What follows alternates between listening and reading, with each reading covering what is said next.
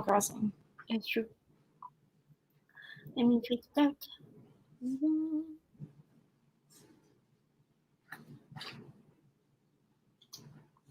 I'm like so excited for Chandler's new video. She posted one of those like do books with the same name, like whatever. I don't. You know what I'm talking about. Yeah. And I've always thought about that because every single time I see something that I've always thought the same thing. So I'm very excited to watch that. What do books have the same names? Yeah, a lot of books. Well, I mean, not a lot of books, but like, yeah. Oh yeah, that was my favorite book. Yeah, I got really confused when I seen 2 yeahs. Oh my god, no. I just want to catch a shark. That's all I want. No, a whale.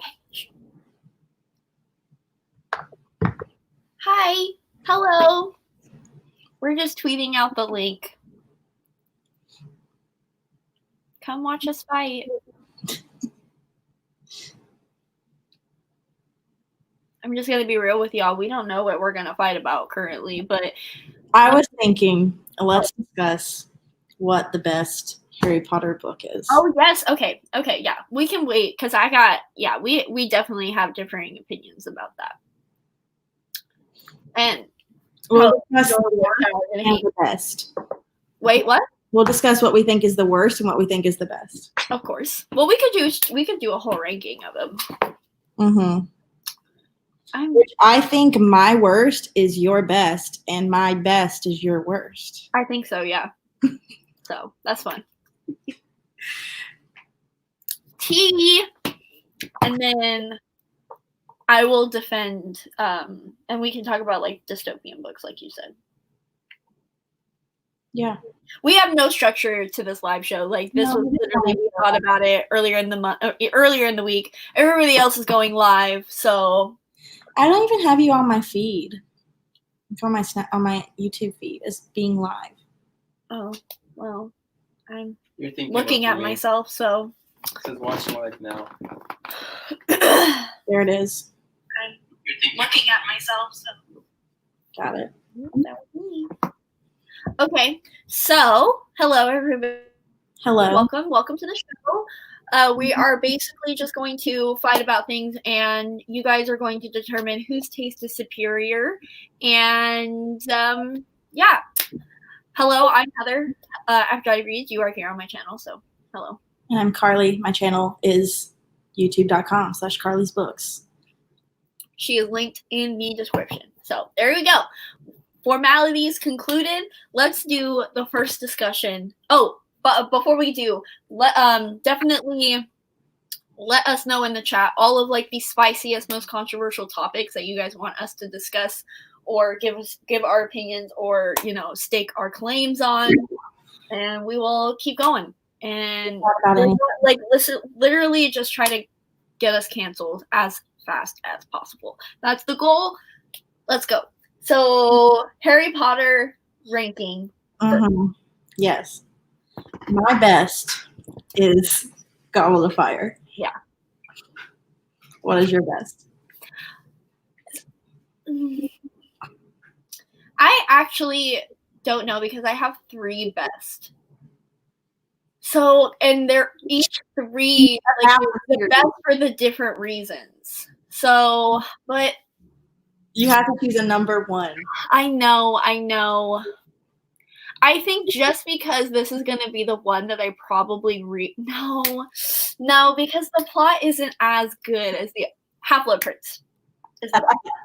Half-Blood Prince. Okay, well, that's not my least favorite one. Okay. My least favorite one, Ian is staring at me, waiting for me. I know what your least favorite one is. My least favorite one is Chamber of Secrets. Oh, okay. Oh, you thought that one was my favorite one? Uh-huh. Oh, no.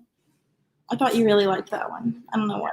My official ranking is... Oh, wait. Oh, my least favorite is Goblet of Fire. Yeah. Yeah. So my ranking is Goblet of Fire...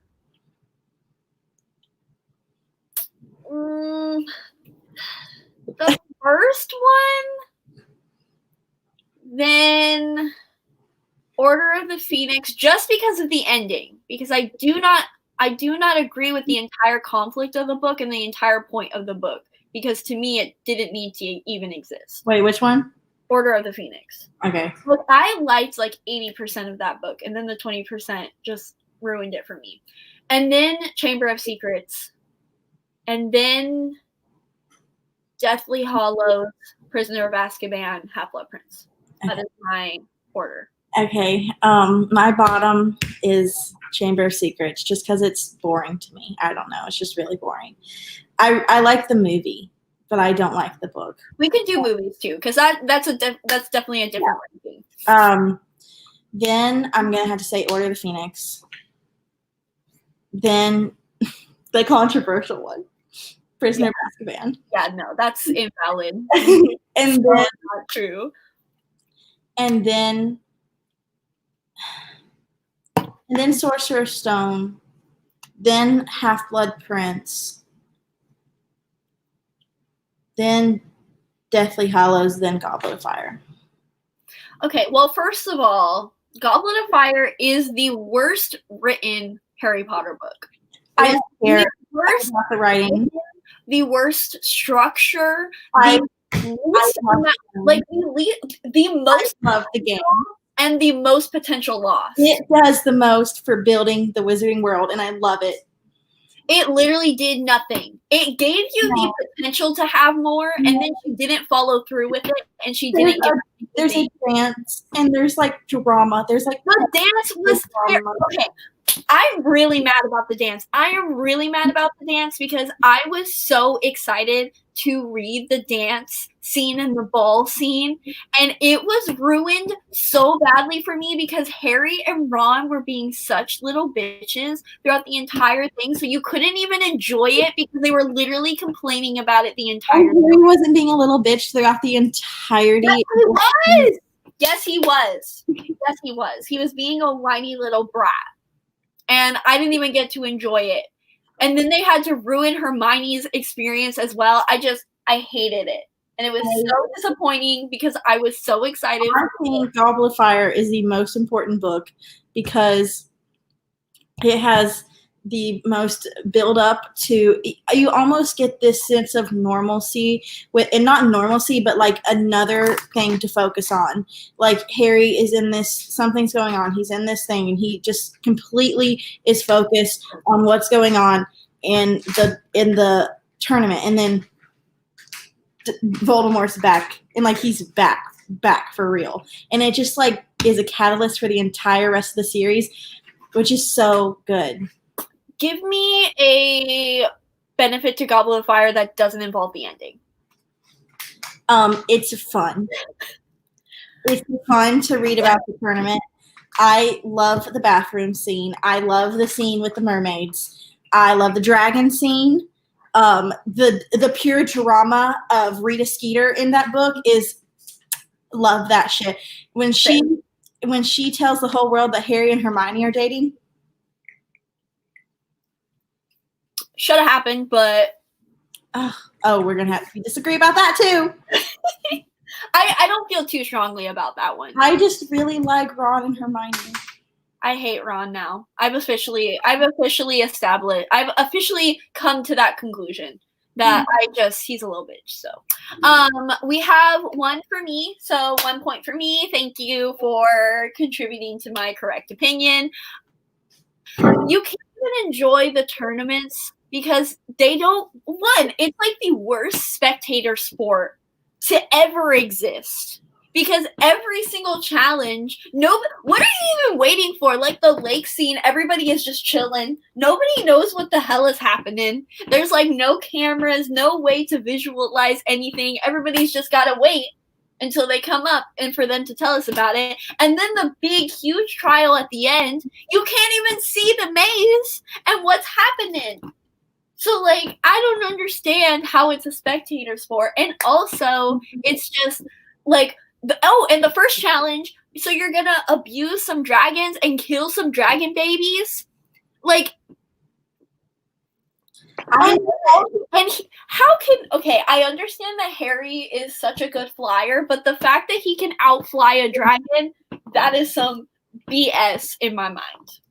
So none of it makes sense, and I could excuse it to not make sense because it's a middle grade, but she did so much with it, and you never, like, you got so much build up to each of the trials, and then, like, they were so lackluster because Harry didn't even research to do any of it. He barely did anything to try to figure out. I thought we could have gotten so much of the magic system because we could have, like... You're frozen, as you should be.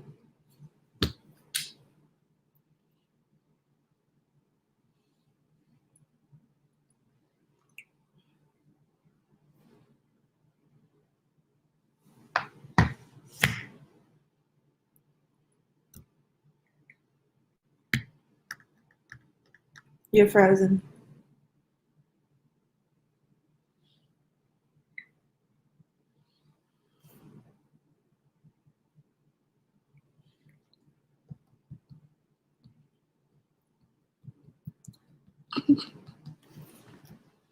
It's like Elsa and Anna up in this bitch.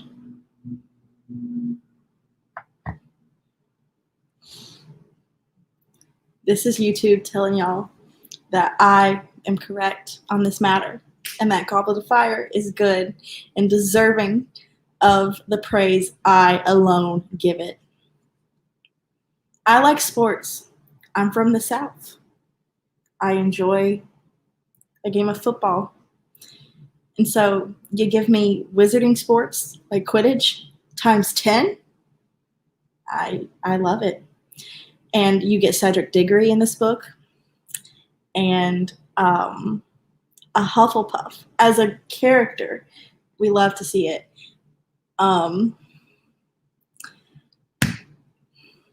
What else is great about this book? Okay, I'm back. Hello. They really were praying for my downfall right now. God really just froze my internet connection because they were like, she's speaking too much truth and she needs to be quiet. So, well, I gave my final words. So, okay. Well, suffice to say, Goblet of Fire had the most potential and she ruined it. So, but I have found that, like, people who read this series when they were younger really love Goblet of Fire, but people who read it when they're older, it's like their least favorite. I read Goblet of Fire in high school. Yeah, I mean, that still counts, I think. I think that's why it's like my favorite, but also like why I still like it, because I probably wouldn't have liked it as much if I read it today. But it's also why I prefer the older books as well as that one. And I liked that one because it was like the first step into being like older. I don't know. I watched the movie before I read the book. I'm obsessed with that movie. Oh, the movie is probably the best movie. I would say it's the best movie. It's just done so well. Like the opening up at the Quidditch World Cup is like one of my favorite sequences ever. Like the juxtaposition where we get this like really like sunny, like really happy time in Harry's life to like destruction when the Death Eaters attack there is just so good. They froze you again.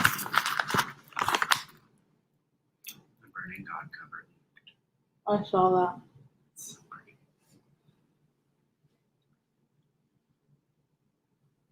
Hello, Monty.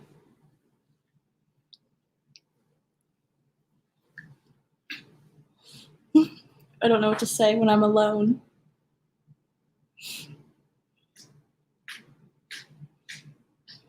I want everyone to know that I read 4 books last week, and I was on track to read a lot more. And then Animal Crossing came out. So that's where I am constantly. There we go. Yeah. I don't know why my internet is being so stupid today, but I know a lot of people don't like Goblet of Fire movie because they say that it took away too much stuff. But that, to me, it made it more of a cohesive plot. So, we are not necessarily talking about a particular book. We are just trying to get in as many heated discussions as possible. So give us some controversial topics to talk about, because we're just letting off steam during self-quarantine. I can't argue in my classes anymore because they're on Zoom and I have to push to talk. So that's the theme of this live stream, and we were just bored and just wanted to go live to talk to you all. So here you go.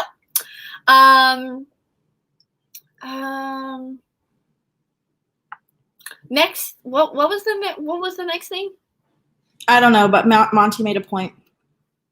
I don't know how to add it. Okay. When I read the book, so I watched the movie for the first time, and then I read the book, and I found out that they weren't an all girls and all boys school, which I thought that was already kind of weird. And when I found out, I was like, holy shit, we really missed out on having some Durmstrang women, and I would do anything to see them. Absolutely. We should have had a lesbian Durmstrang woman character. They did not have the range. They truly did not. Fall in love with a Beauxbatons. Why haven't we gotten a Harry Potter animated TV show? Like, I know everybody likes pushing for Percy Jackson, which I mean I love, but like I'm so surprised because that franchise is so popular. I just don't know how it would do animated. I think the fandom is so large, so many people would be unhappy with it. Like, yeah, I mean, but that's anything. Like, no matter what you do, people are going to be unhappy with it. Let's move on to this burning question. Which one?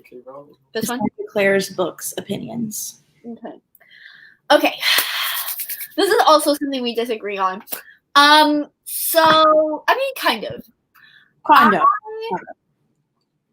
I read them all when they came out. I read them all when I was like, I don't know, middle school. And I hated the Mortal Instruments. And to be honest, I don't think I ever finished them. I do not think I finished City of Heavenly Fire. I remember my best friend reading it because she went hard for the Mortal Instruments. But I was tired by then. I was like, I don't want to read that shit. But the Infernal Devices, I love. And I still love, and I recently reread them, and they still hold up because it genuinely feels like a completely different author. Like, regardless of if you like them or don't like them, like, it feels like a completely different author based on, like, the plot, like, just the world is different. Every single character in the Infernal Devices is beautiful, lovely, love to see it. Every single character in the Mortal Instruments, trash, boring, could not care less. Like, it's crazy to me. So I love the Infernal Devices. I don't care for the Mortal Instruments, but upon reread, at least the first trilogy, I mean, they're fine, they're fun. I don't really have any, like, burning hatred for them like a lot of people have. And I haven't read the Dark Artifices, so I don't have nothing to speak on. I hate Mortal Instruments so much. Yeah. Okay, I'm not gonna lie. Okay, so like I read them 3 or 4 years ago, and my rating system, so on Goodreads, they're like all like 2 to 4 stars. I was a lot more lenient back then with my ratings, and I just really hated Jason Clary, mainly Jace. I hate him so much. I couldn't stand reading anything from their point of views. I love Simon, Isabel, Alec, Magnus, Raphael. I love them all, and I would die for them all. But imagine thinking Alec is valid. Like, imagine. Okay, like, I would think he's homophobic. You know what makes me like Alec? It's the fucking TV show. Here's my other unpopular opinion. I think the TV show does the plot better than Cassandra Clare. I think the pacing of the plot of the Mortal Instruments plot on the TV show is done much better. We spend way less time talking about Simon as a fucking rat, and I love that shit. Like, that's fair. That happens in like an episode and a half. And that was literally like the whole City of Bones. I was not expecting it to be that big of a deal. Yes, and it's terrible. What really like solidified my hatred for Jace was in the last book. And I've said this a million times, but who the fuck brings a condom to the demon world? I just don't understand. Herondales apparently, because That's why Will would absolutely do that as well. I hate Herondales. I hate them. You know what? That's fair. That is a fair opinion to have. They just all remind me of like, I don't know. They're I all adore Will with all of my heart. Slytherindors, like Gryffindor, Slytherin hybrids. Yeah. I am a Gryffindor Hufflepuff hybrid. That's not me, but that's my type. Yeah. I know. Like if you had to get rid of one Hogwarts house, Gryffindors would go, because what's their point? No, but I'm serious, because You're right. I'm a Gryffindor, but you're right. Because like Slytherins are everything that Gryffindors are, but with brains. Yeah. So, and like Ravenclaws, you gotta have Ravenclaws because they gotta be the ones that, make up the shit. Because I could not be bothered. I'm a Slytherin, by the way. If y'all I'm a Gryffindor because I think all the bad things I do are for the better good. Yeah, who cares? Slytherins will do it better for we'll be selfish, and so we'll have like the best plans but have the most collateral damage. So then the Hufflepuffs will be there to check us, be like, no, we cannot just blow up the country because to get rid of it, like we gotta do other things. So like, yeah, Gryffindors have no purpose whatsoever. I think at least like Gryffindors have some spice to them. Like they do just make everyone laugh, like with all this idiotic things they do. And that's fun. That's fun to have around, a little comic relief. But Ravenclaws are boring as fuck. Yeah, I know, but that's why we got the Slytherins. Slytherins are just as smart as Ravenclaws, and they're not boring. I do not agree. I'm a dumbass. So I do not agree. I don't have the law. Oh my god, and Ravenclaws are so goddamn organized, and like it's not that Slytherins can't do what Ravenclaws do, but we are too lazy to do that. Like we do not want to make the detailed spreadsheet out of every goddamn thing, but Ravenclaws would love to do that, so we can just like let them do whatever they want. Anyways, back to the Infernal Devices, because I didn't give we got sidetracked. So I recently read that. Go check out my video, reading books I think I'll hate. Spoiler alert, I didn't hate the first book. I liked the plot when it started having one towards the end. I liked it. And I really loved Jim with my whole heart. And I liked Tessa near the end. I really liked Tessa. And I love the aesthetic more than I thought I would. Like, I don't know. There's just something really cool about like Shadowhunter women in big dresses. Kicking ass. And I like that. But I just don't think Will has rights, and I'm sure I'll like him towards the end, but Monty, now listen, we have our disagreements often, but I'm gonna need you to redact this comment. Yes, please delete it. Or I mean, I actually have the power to delete it.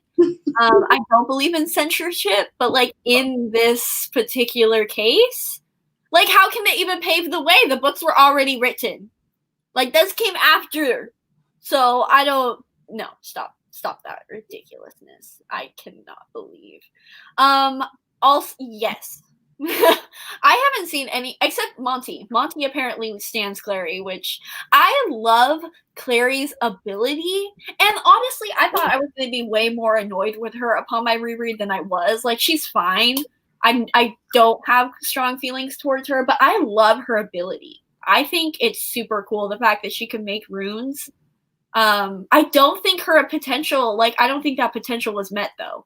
But I haven't read the other 3 books yet, so we'll see. But I don't remember it being fully taken advantage of. And Jace also, I don't mind him as his own, because he kind of offers some comic relief. I just hate how goddamn broody he is, and I love broody love interest. But, he takes it to a whole other level. An actual level. Yeah, and he, whines about wanting to. So, I have no... You can't be broody and blonde. That's true. That's true.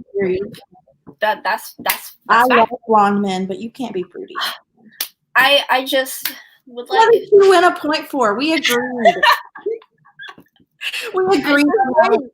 I just win. Okay, that's it. That's all I be doing. All right. Was there another? I feel like there was another. Oh, it was just whatever. Thoughts on parabatai lore or relationships in the universe? I have no opinions. Oh, I want parabatais to fuck each other over. Oh, interesting. Okay, so people tried to cancel me on book Twitter just yesterday, so about this very topic. So this is fun.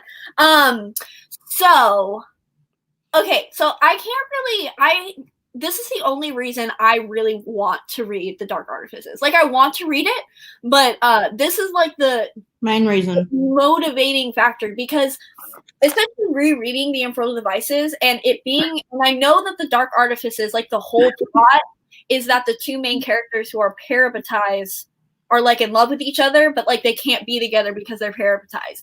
I do not understand that. I don't understand the justification. Like, because especially based on like the background with like Jonathan and whoever his parabatai was, the original parabatai people, and like the vows, which is literally to death do us part, which apparently that's very hetero, you know? Didn't know that. Didn't know to death do us part sounded straight to people, but hey. Gay I've only read one in this book, and I can tell you they love each other. And like, I don't know, like, what is the hurt? What's painful about? Yeah, exactly. Because like the thing is like they have to fight for each other. Like they have to put each other first. Like in fighting, they like pull each other's strength from each other. So I don't understand why having like an additional like marriage rune or like. I meant what is the hurt of shipping it? Period. Oh! I know. But also, no, you're right on that too. Like why? I just feel like they should just try it. They should just. My glasses are fucking crooked. They should just try to get married and see what happens. I mean, they could also have, I don't know, a human wedding. They don't have to have the room. Yeah, exactly. I am very curious to see what their justification was, because I don't think we really get that in the other books. And I'm assuming that we really dive deep into it in The Dark Artifices, considering that's like the whole plot of it. But yeah, so I really like it though. I really like the idea, because it's kind of like it's a very, I like the platonic aspect of it for sure, because it's kind of like imprinting and it's kind of like soulmates, but it's like a fighting warrior aspect to it. So I think it's really, really cool, and I like that it's so rare too. Like not a lot of people do it because it makes it more special. I would have a parabatai. That would be. I would not. I would not. If I was going to ask you to be my parabatai, forget it then. No, I could not. Oh my god, no. Forget. Like it just seems like too much of a commitment, and I love that shit. Like having, and that's like why like I ship that shit so hard. Like having that one person that you like, just like can like know you, like your feelings just by like looking at you. Ugh. Yeah, no. And best friends, like growing up best friends to lovers. Wait, isn't that what? Oh, wait, no. Because Chain of Gold, I think there's parabatais, but they're friends. Yet again. I'm like, disgusting. Like let's get our souls nicked together. No homo, though. I just feel like you shouldn't be able to make that decision for a long time. Oh, yeah, for sure. I think Will and Jem only knew each other. That's wild. Is that you shouldn't be able to make that decision until you're like 18, 21. Valid. If they live that long. That's more like maybe like 16. Because I think that's when they like are adults. When your puberty happens, you figure, like, yeah, man. I haven't watched the show, but Carly really likes the show. She mentioned earlier she really likes the show. I stand the movie just because I adore. I've never seen the movie. Oh That's something I want to do.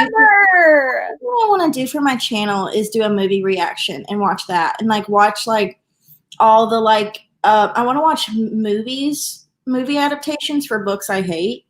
And like Ooh. that's one, and I haven't seen The Darkest Minds because I fucking hated The Darkest Minds, and everything. You know, there's a bunch of them. We love that. But I don't know how to do movie commentary, so we'll figure it out that one day. Oh, interesting. Haven't heard that hot take. I cannot speak on it quite yet, but I will be looking out for that. So interesting.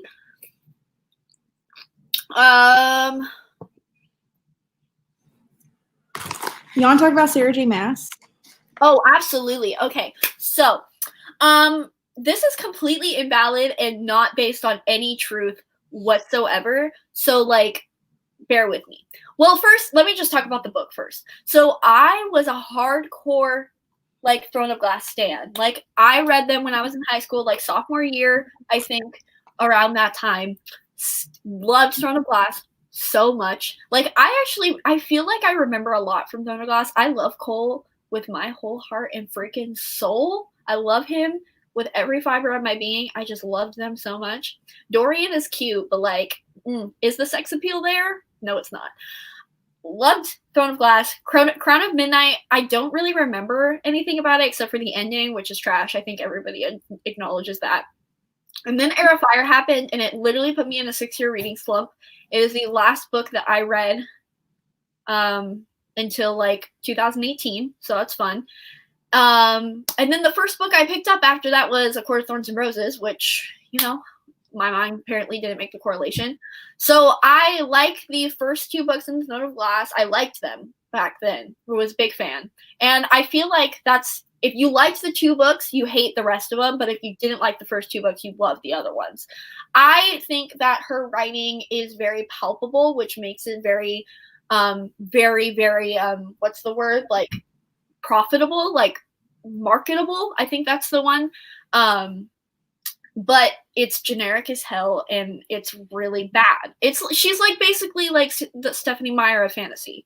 Yeah. And I also think she's a terrible human being, but that's the one that's like completely based on rumors that I've heard about her behavior. I just don't think that she's a good person. But again, like, I don't know her. So like, we're just spitting random shit on this channel at the moment.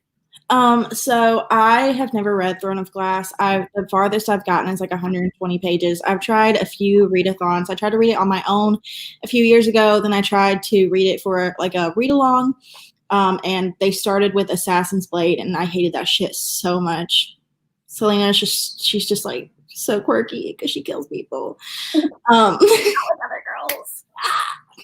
She fucks and she kills people. Like, wow, me too, bitch. And then I tried to read it with Heather, and I just like got tired of all the exclamation points and put it down. Oh, it's so bad. I do want to read it because I started that series on my channel where I read books I think I'll hate. And I want to read that one for it because I don't think I'll end up like absolutely hating it. And I want to be trash for the series because it's so long. And I just want to ingest something like that because I haven't done it in a really long time. And I kind of miss that feeling of like, you know, just wanting to keep reading something. But I just don't know. I feel like if we listen to the audiobook, it would be fine. Yeah, audiobook, I'm like, I have like, it's coming up on like a 4-week wait now on Libby, so. Because it's just the grammar that's really bad, and just Selena. Oh my god, she's such a goddamn Leo. Like, she is such. I know. I know. It's so tiring to be Leo. So cringy and embarrassing, and I hate it. I hate it so much. She is just, I'm the best, I'm the best, I'm the best, I'm the best, I'm the best, blah, blah, blah, blah, blah, blah, blah. Oh my god, tiring. I don't know. I'm not a fan of, I definitely don't think I'll ever be a fan of the first book. But now ACOTAR, that's a different story. I became obsessed. When I was back on Bookstagram, when that was my gig, okay? That used to be my gig. I was on Bookstagram, and I read that shit in 2 days. Like, I remember ACOWAR came out and everyone was talking about it, and I was like, hold up, let me read all 3 of them. So my ass read all 3 of them in like 2 days. And I loved the first one, and I was like, why do people hate Tamlin so much? And then I read the second one, and I was like, oh yeah, fuck Tamlin. This is the best series I've ever read. And then I read the third one, and that shit sucked so bad. That fucking fake ass representation missed me with that. And yeah, I mean, I still love Math. I just reread it earlier, maybe like a year ago. I have a vlog where I literally read like 500 pages of it in one night because I love that book, and it's a guilty pleasure. But I would never reread the whole series. Why does she do that with her romances? I don't know. I hate when I hate when like three guys fall in love with one girl and they don't like it. It's realistic, but it would be more realistic if they also fell asleep with fell in love with other women in the series that much too. Like, I mean, if you're in a setting where there's only so many people, like you're gonna probably have sexual feelings for someone, or romantic, depending on how much time you spend with them. So I get it, but like, I just don't understand why we see like the main girl in a series hop from man to man, but why can't we see like another like man hop from her to and find love with someone else? Like they're always just end up being like, no one for me. I feel like I don't know. Throne of Glass might not do that, but is she gonna do that with Crescent City? Listen, I be seeing pictures of that hunt dude. I don't know. I'm never gonna read that book. For anybody who wants me to read it, please. I haven't read it yet. Donate your time and energy, find it for me, and give it to me, and I'll read it. But it's not gonna happen. I've seen I've seen pictures of that hunt dude, and I'm like, you're trying to tell me that this is not recent? Or Rysand, however the hell you say it. You're trying to tell me that they're completely different people? They literally have the same goddamn wings. They got the same wings. And they got the same hair and everything. Hunt's just a little darker. He's just Rysand with a tan. That's all. So my professor just emailed me and said, "Hi Carly. I hope you're not too sad that you're not gonna be graduating in May." And I was like, thanks for ripping off the reminder, Jennifer. Like, why? Crown of Midnight is trash. Solely based on what she did. What is Crown of Midnight? The second book to the Throne of Glass series. Oh, the only one I'm interested in reading is Tower of Dawn. Same, because it's Cole. Yes, I literally have thought about just reading. Yes, me too. Just that one. Me too. Let's do it. Let's do it. Why not? Let's do a video. Let's do a collab. Reading Tower of Dawn out of context. Oh yes, I love that idea. Let's do it. Yeah, criticism of representation. Yeah, I mean, yeah. Do you expect anything less? No. What did she do? So, I mean, I haven't heard like too much really big things from like people who have actually met her. Again, I cannot stress how much this is just on a completely not validation, just no evidence to this basis. I just get a feeling.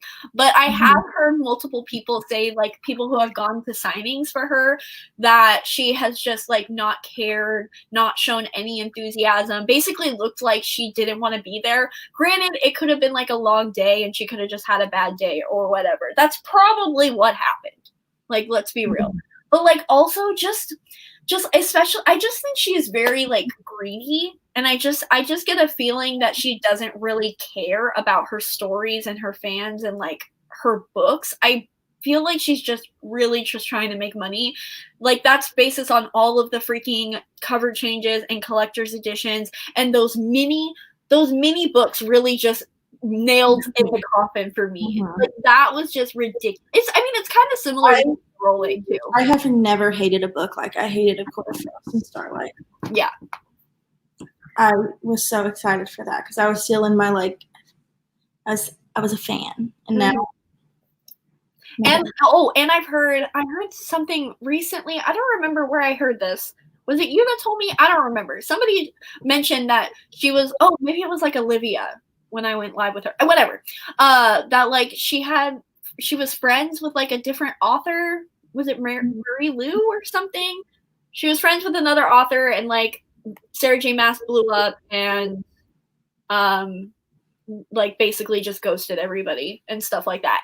And I've heard like she's like really terrible to like Sandra Clare and shit like that too. So I don't know. Like I said, she hasn't really done anything. I'm just being a messy bitch and saying that she's a trash human being, and she's a Pisces. So like odds are I would not like her as a person. This comment I have to. Which one is it? Bees. No. Well, that one's great too, but down the newest one. Oh, this one. Yes. Interesting. It's terrible. It's awful. I was just like, let me pick all of the comments. Okay, let me roll. Okay, on a positive note about authors, what's your favorite signing you've ever been to? Madeline Miller. Oh. I forgot you went there. Yeah. Madeline Miller she is the softest human being you could ever possibly. Well, Heather got me a book signed. And like she's like a theater person. Like she's a, what do you call those? Theater teacher? Whatever. And she was writing Song of Achilles while she was a theater teacher. And when I was at the signing, 2 of her students from her class came. And they were, and like I talked to them and I was like, I just want you to know that I'm like really jealous that like you had Madeline Miller as your teacher. And they were all like, yeah, it's just crazy. Like I didn't know like she was like this big of an author or whatever.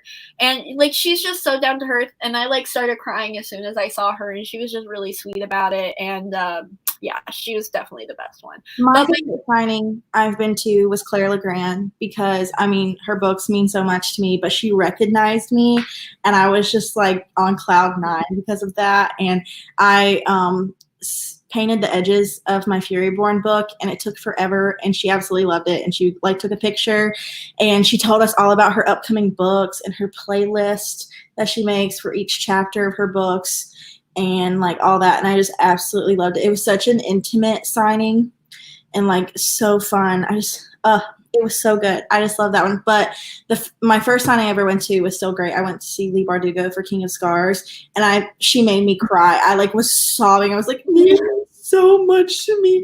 Nina just means so much to me. And she was like, this is why I write. And I was like, thank you. And then they had to go and make Nina fucking skinny. So that's just.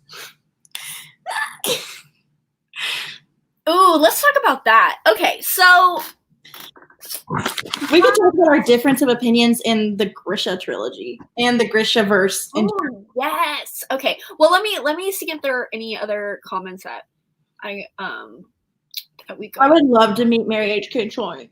Yeah, me too. I feel like she is like the funniest person ever because her books are so hilarious and she understands humor so well, like millennial Gen Z humor so well. Like, I want to meet her so badly. Absolutely. You are absolutely correct. You are correct. Don't even talk about Nina.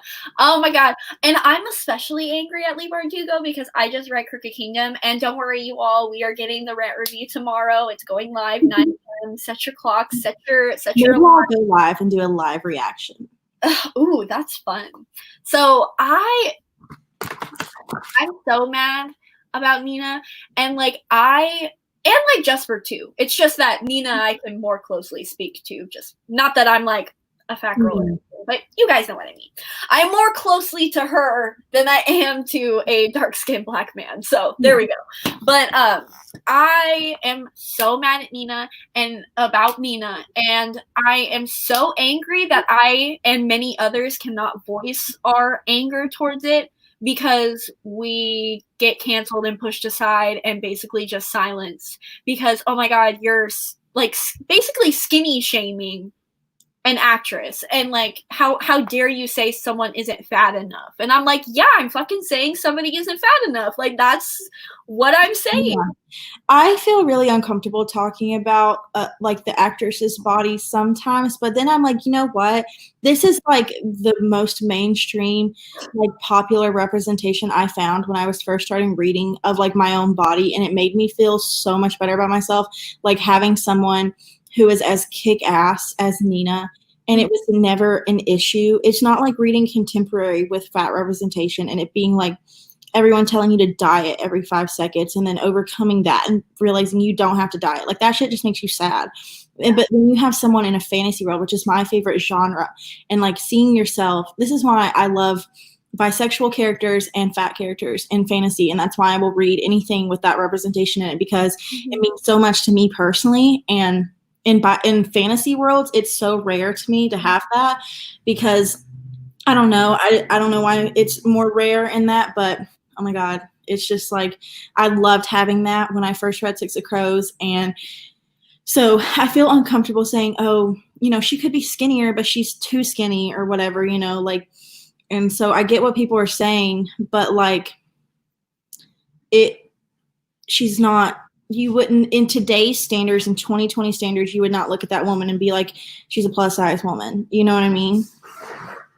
Yeah, and like, granted, we haven't seen any set pics. We haven't seen any of that. Like, she's actually, like, every single picture I've seen of her, she is, like, kind of just been, like, covered up pretty much. Mm-hmm. So, like, I really don't know, like, what she looks like. And I've even, like, seen her Instagram and stuff, and I haven't seen, but, like, you can tell she's, like, average. Like, she's probably how I look, and I'm not skinny, trust me. Mm-hmm. But like she's probably my size, and like I would not want to play Nina. Like that's just not. Yeah, like what B said, it's rare because people think that fat bodies can't be warrior bodies, and that's what I love about Nina, is that she is so fucking kick-ass. They never like, oh, she slugs behind or she can't do certain things, but like she's just.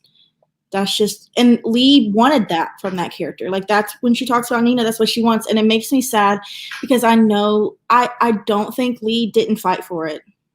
Yeah. I don't blame her. I don't know. I don't know. I don't blame the actress either. Like I got to check. Yeah. The video that she made with the actor, with Matthias, was so cute. Like it was adorable. And I love that she's like, this is a really big thing for her. She's never done anything big before, and I'm very happy for her.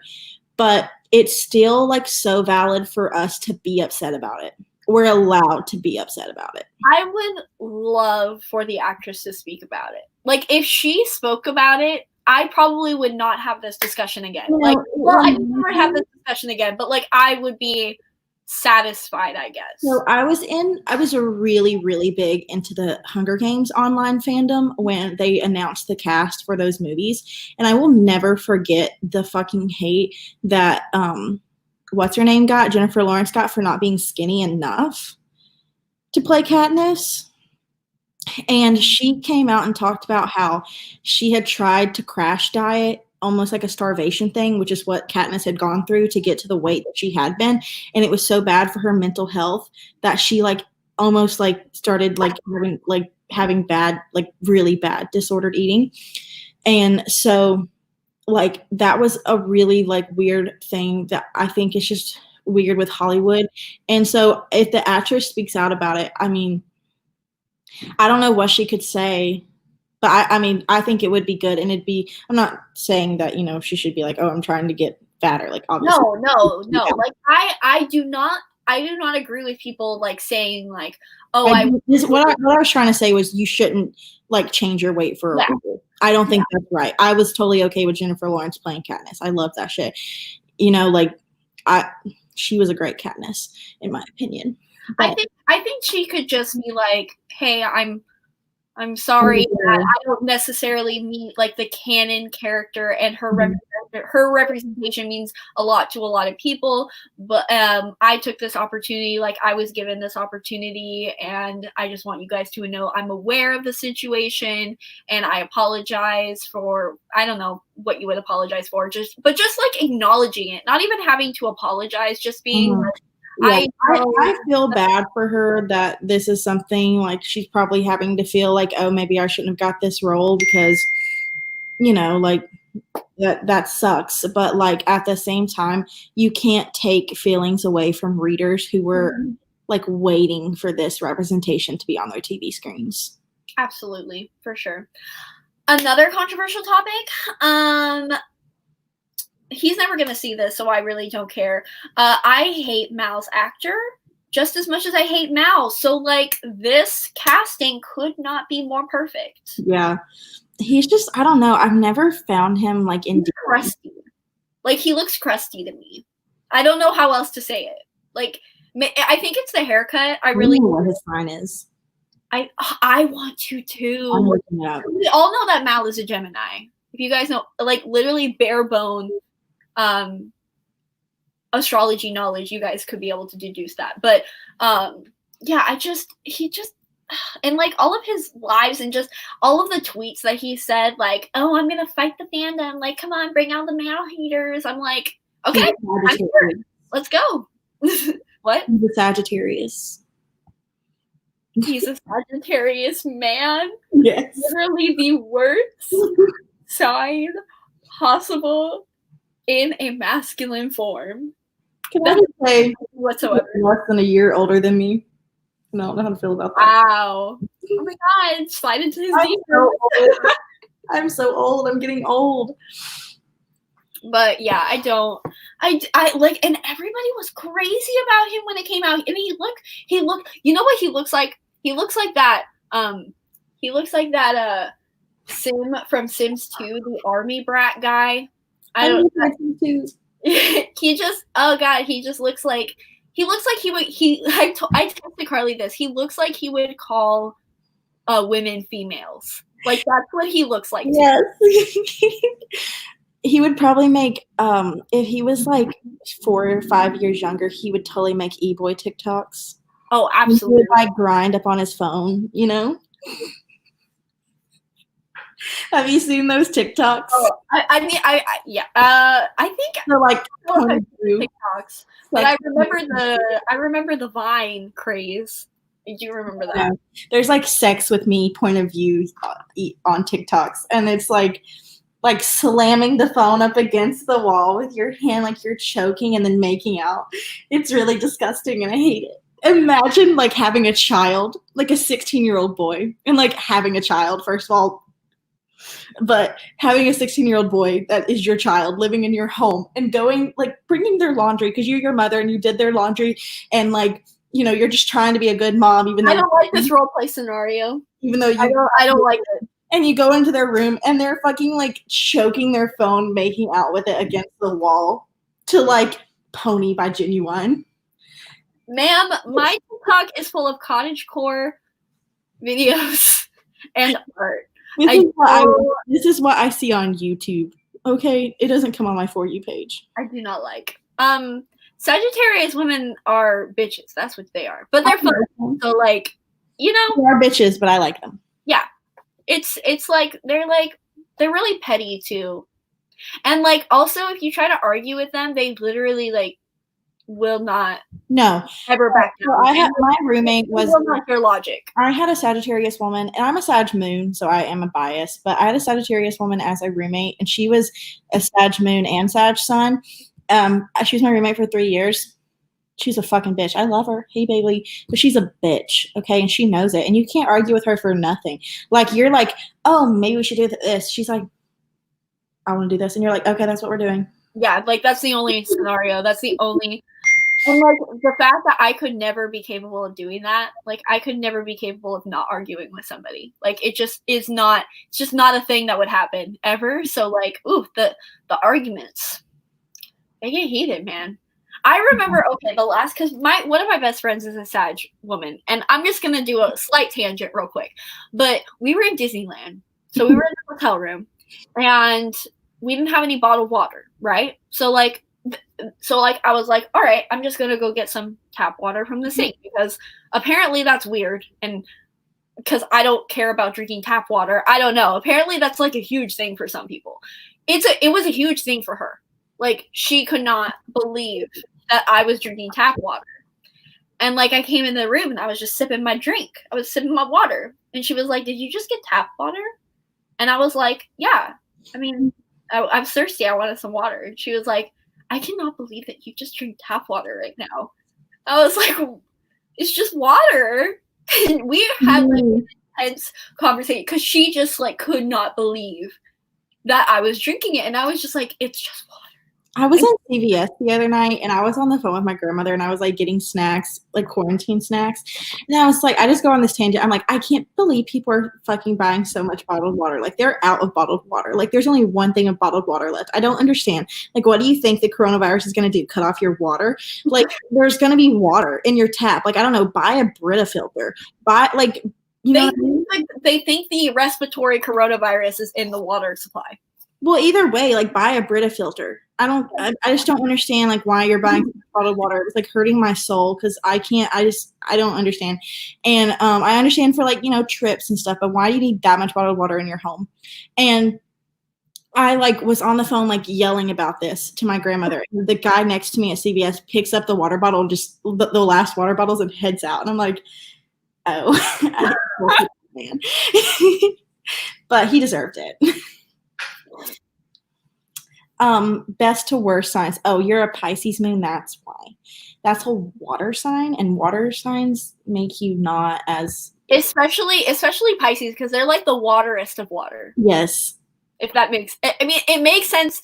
I say a bunch of stuff. I say a bunch of astrology related things. Like, and like, I'm always saying it, and like people who like have no idea, like I'll just say stuff like, "Oh, Pisces is the waterest water," and yes. like.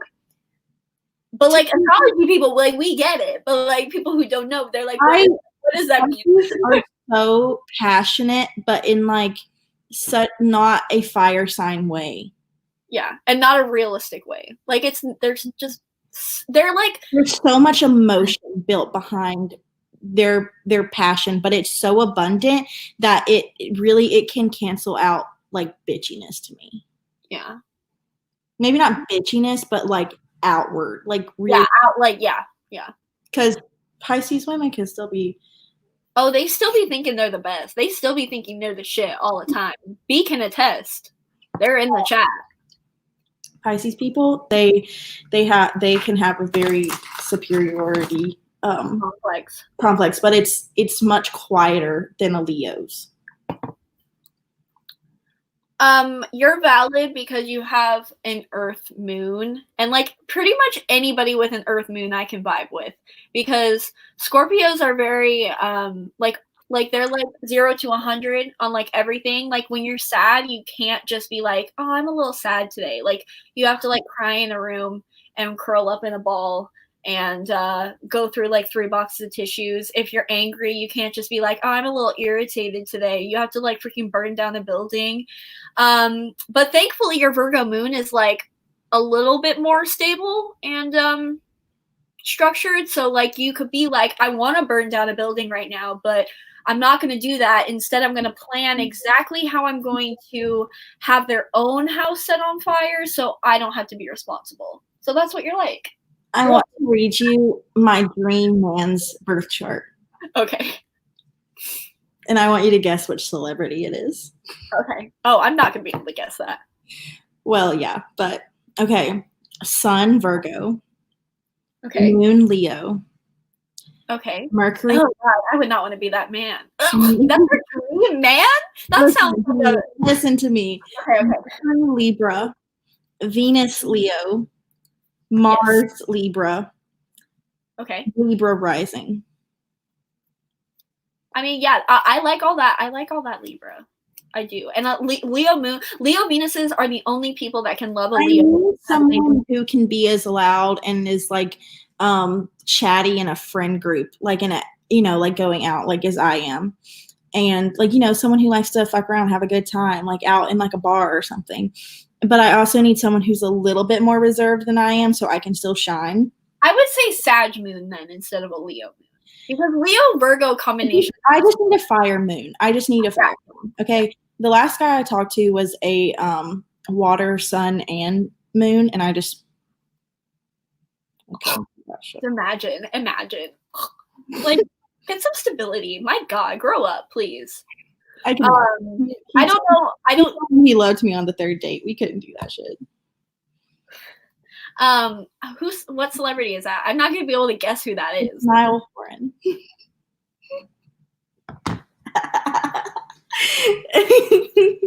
He's blonde, not anymore, but I would make him. He's the ugliest one. No, I understand that, but it doesn't matter to me. It doesn't matter to me. He's a Libra rising. Why is he so ugly then? I think he's attractive, and that's okay. Fair enough. I will recognize that he's not a freaking 9 or a 10, but you know what? I like to shine, baby. And I would shine next to him. If I dated Harry Styles, no one would look at me. That's fair. That is completely fair. He's an Aquarius, right? Yes. Yeah. Oh, yes, you can. Yes, he is. Bless. I would hate to have a conversation with him. Oh my god. Amazing. Okay. I am a Leo sun, Cat moon, Cancer rising. I'm a Leo sun, Sag moon, Gemini rising. When we were live with B and Olivia, once you left, like you came up again because I don't stop talking about you. And like when I told B that you were a Sag moon and a Gemini rising, they literally were like ready to leave. They were like, "Let me leave the chat." Like I am they were like, "Tell her to block me." I am trash. I am. Like I love it. It's so funny. You know how my friends describe me? Calculated. And I feel like my Gemini rising makes that. I like that. I feel like all of your signs though complement your signs perfectly. Like because Leo's like Sagittarius and Geminis. Geminis really like Leo. Like they all get my friend group in college, like my three girl. Well, my 2 girls that are like my best friends in college. One was a Sagittarius and one was a Gemini, and I feel like we all vibed really well. But like you guys don't vibe with anybody else. No, we literally like would try to bring people into our friend group, and Ian's the only one who survived. Yeah. And like we couldn't do other. Tauruses can live through anything. Yeah. Ian has a Sag moon, so like me, Ian, and Bailey, we did really well together because we're all trash together. Tauruses are just gonna like grip the earth for all of it. It's like everybody's gonna be on Mars, and like Tauruses are just gonna be gripping at the earth. My Venus and Mercury are both Cancer. Oh my god! Especially imagine having a water sign as your Mercury sign. Like that was the worst. I don't believe it. I think it's. I don't believe it. That's because Leo. Like I am always really like if you don't have a Leo, if you're a Leo sun and you don't have a Leo Mercury, you basically have a Leo Mercury because your Mercury is canceled out. Yeah. You talk like a Leo. I just don't feel like my Cancer Mercury is valid. I like looked at it one time and I think it said it was in retrograde, which I don't know what that means, but yeah, I don't know either. Give us spicy topics to talk about. We have not canceled each other. I would rank all the best to worst star signs, but I don't know if I can do that. That's 12. I'll do at least 3. The worst 3 is Pisces. Well, it depends if we're talking about men or women, because Pisces is number 1 regardless of gender, like or feminine versus masculine energy. I should say. I agree. Pisces. It's really hard for me to be around. I respect Pisces and what they're doing, but it's hard for me to be around them. Yeah, like I like them from afar. Like I love following Pisces, like on Instagram and like social media and stuff, because they be the most creative signs. Sure. I really don't like Scorpios. I know I have two water signs right off the bat. I'm sorry, but I hate them. And then I would say either Virgos or Sagittariuses. I don't know. I don't like, as I've met more Virgos, I'm like, I don't like y'all. I think my least favorite is Capricorn, Aquarius, and Pisces. How dare you say Aquarius? They're mean. Okay, and? I don't like mean people unless it's me. Could not relate. Well, they're mean in a weird way. They're not mean in a funny way. They're not mean in a direct way, though. They're just honest. I hate that. My Aquarius friend, he is so just. Well, Aquarius men are no, because I love Aquarius men just to talk to. Like they be having the best conversations. He's just mean to me. Well, he probably just doesn't like you. No, he says I'm one of his best friends, and he says that's why I ask you honest questions. And I'm like, you ask everyone you meet honest questions. Like he literally went up to we were at a restaurant one day, and I was like, that girl over there, I know her. She's our professor's niece, and he just walks up to her, and he's like, "You're our professor's niece."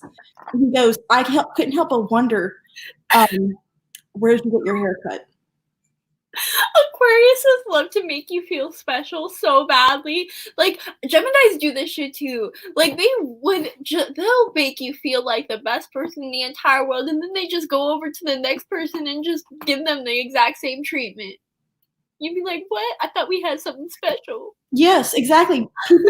People they've never met before. Like we took him to Disney World with us, and we were with my friend's family. And he just starts telling them everything about his life. We find out things that we have never known about him. He's like talking to our friend's mom, and he's like, "Oh yeah, my sister is a vegan." And we're like, "Okay, first of all, we didn't know you had a sister. And second of all, you've never told us she's a vegan. And we talk about veganism all the time. And you've never mentioned that your whole sister is a vegan or that you have a sister." And like this is we hang out with all the time. We ask him about him, and he's like, "Well, what do you think of that?" I love it. That is so funny. I would like it because I love talking about myself, but I feel like I'm talking to a wall that just gives you questions over and over again. And I need to be praised. Hogwarts houses you need to use moon signs for. Yeah. Those are the only valid ones because, like, Leos are casted in freaking Gryffindors all the damn time, and I am not a Gryffindor. Like, I am the most selfish bitch on the planet. Yeah, my mother is not a Gryffindor. Yeah, see, Geminis be lying. They would be. So do Aquarius. I feel like all the air signs, they just be lying. They're who we were raised by. I was raised by a Leo and a Capricorn. Wait. Your dad's isn't your dad a Leo moon though? No. No. No, he's a Leo Venus. Venus, yeah. Yeah. But I thought he was a Sagittarius Venus. I don't know. Okay, whatever.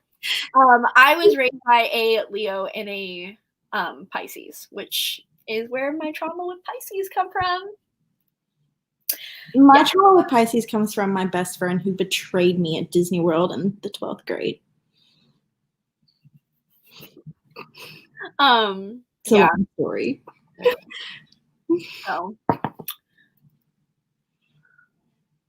anyways, give us more topics. Give us some spicy takes. Hello, I'm waiting. Let's go. We could discuss the best YA dystopian novels.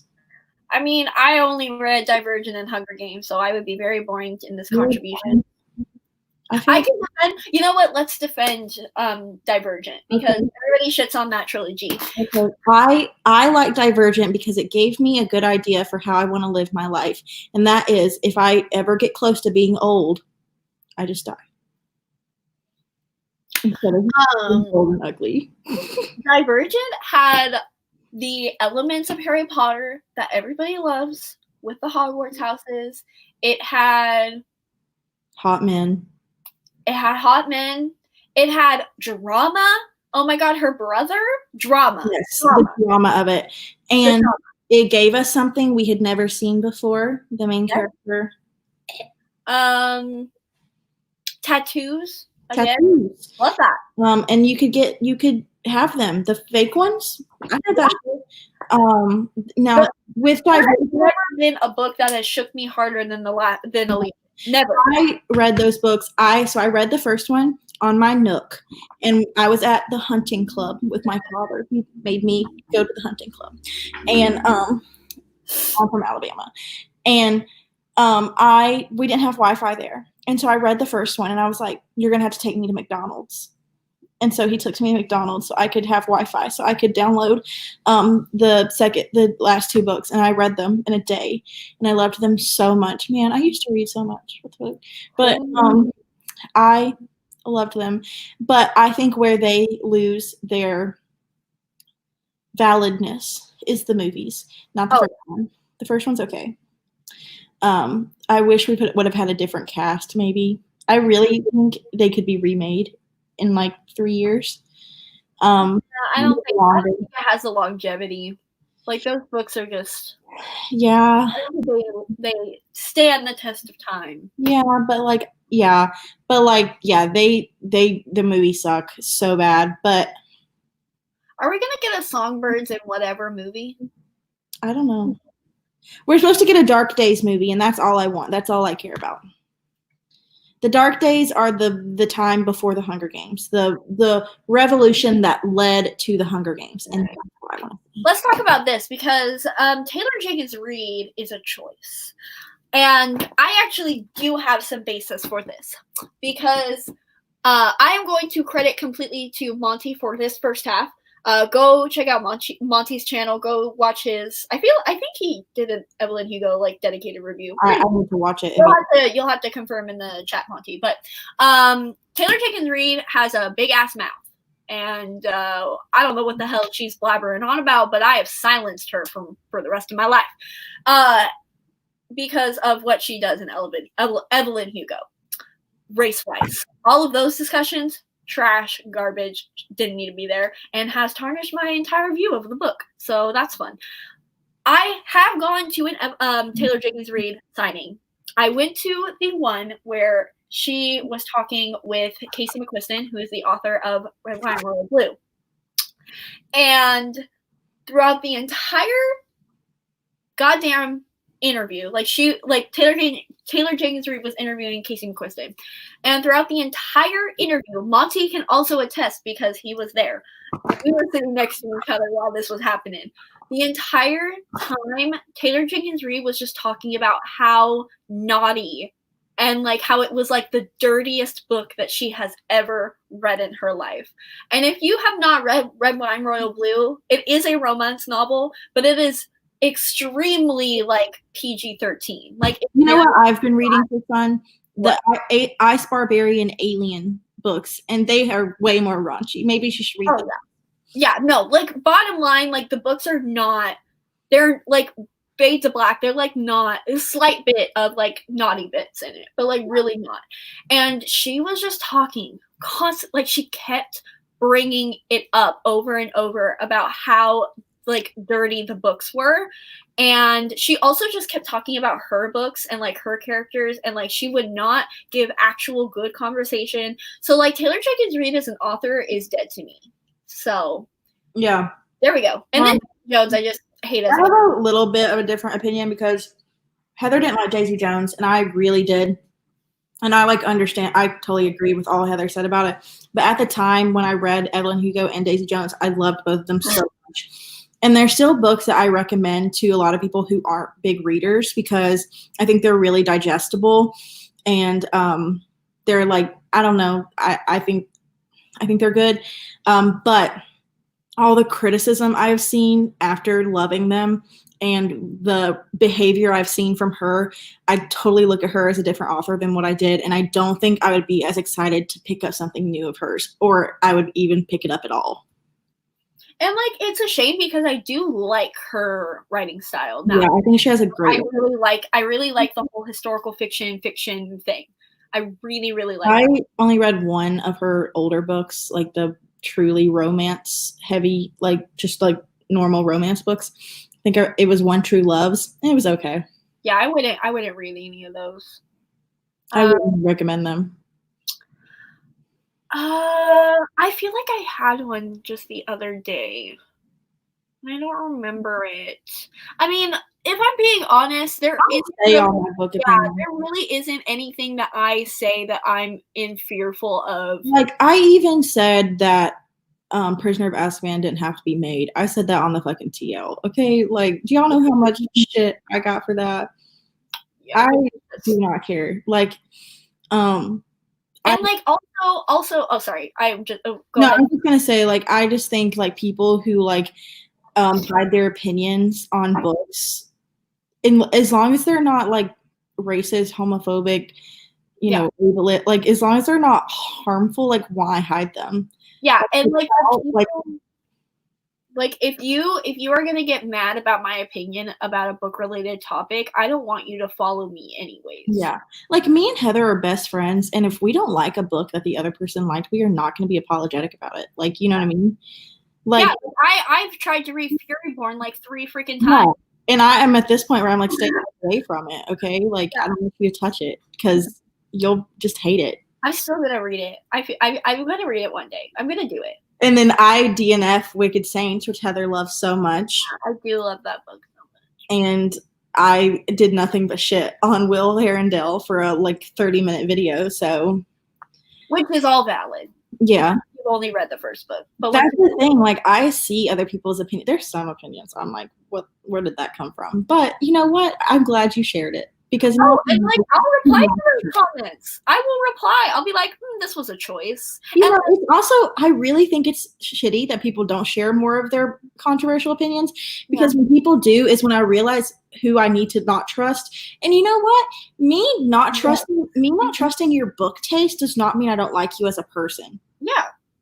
Like, people need to stop saying that, because there are some people I love on this platform that, you know what? If they didn't like a book, I'm like, you know what? I'm gonna like that book. Yeah, I'm gonna like that book. That book. So yeah, you know, like that's just. But I love them. Your taste in books is not who you are, and we need to stop acting like it is. And I think when people, and I think that's why sometimes channels grow fat. Okay, never mind. I'm not gonna get into that conversation. No, we gotta get. This is the time to get into the conversation. I think some channels are cookie cutter channels, and they put their personality on there, but it's never like it's G-rated. Yeah, it's G-rated. Yeah. Like, and those people grow so fast, and that's great if you love that kind of content. And I totally respect it. You know, that's your hustle. But I love watching booktubers who even have different opinions than me and put it out there and are funny and like, you know, it's definitely different types of people. Like, I will be up in my vlog looking like shit, talking about how much I hate some asshole book character, all I want, no matter what people say.